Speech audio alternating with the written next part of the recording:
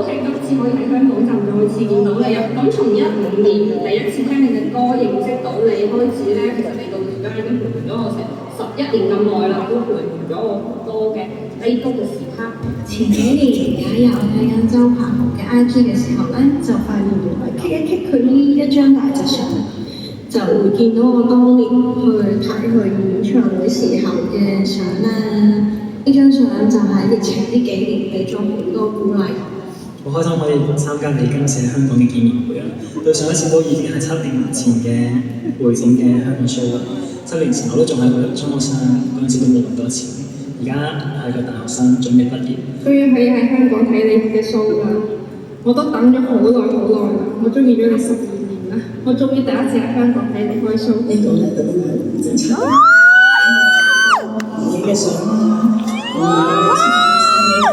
啲全部都係我哋青春嘅嗰種感覺，好開心。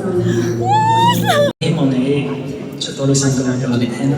好開心，終於等到你翻嚟香港開 show 啦！作為07年已經聽你音樂嘅歌迷咧，好希望見到周柏豪再次上直撐台開唱。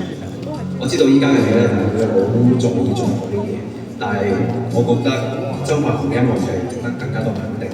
你永遠都會係我最喜愛嘅歌手，永遠支持。咁我都覺得你嘅戲嘅證明真係感染到好多人，真係好開心。你一定要帶住我哋繼續跑落去啊！要揾到 best。時間過得好快，好想喊。但係真正計算其實已經係講緊7年嘅時間。首先好多謝呢7年嚟，大家都用唔同嘅方式去支持我。紫菜定跑妹啊？跑妹，好想喊，好感動啊！對於我嚟講，所有都係好大力嘅事。